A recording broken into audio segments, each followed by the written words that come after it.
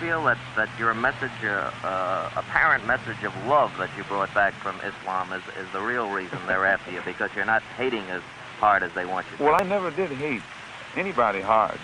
But I do know that when I wrote that letter saying that there were white people in Mecca, it shook up a lot of Muslims, because most of the Muslims who follow Mr. Muhammad absolutely believed that it was impossible, physically impossible, I should say divinely impossible, for a white person to go to Mecca.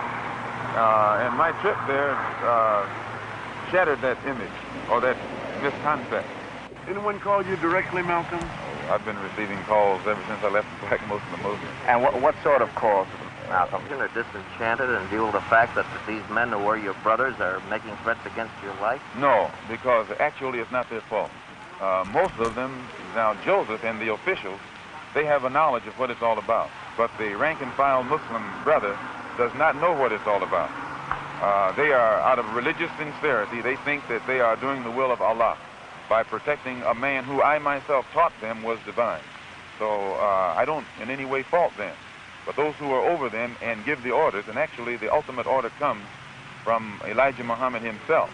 As long as I represented the Black Muslim movement as an example of morality, unity, and militancy, as long as I could do that, I represented it. It was when I realized that it could not be represented as that I came on and started working among the non-Muslim Negroes, as I announced in January.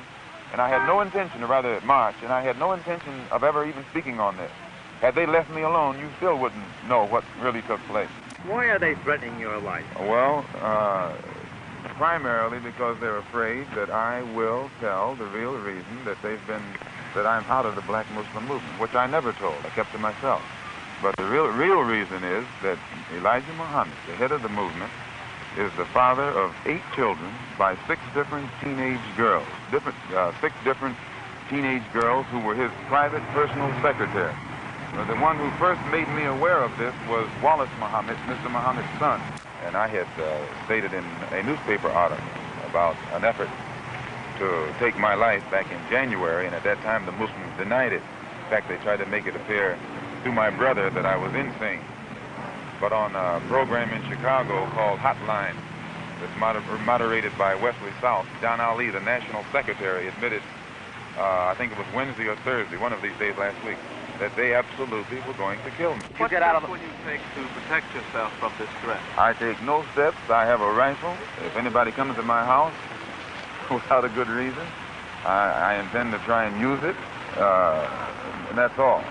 Right now? No, I don't worry. I tell you, I'm a man who believed that I died 20 years ago, and I live like a man who is dead already. I have no fear whatsoever of anybody or anything.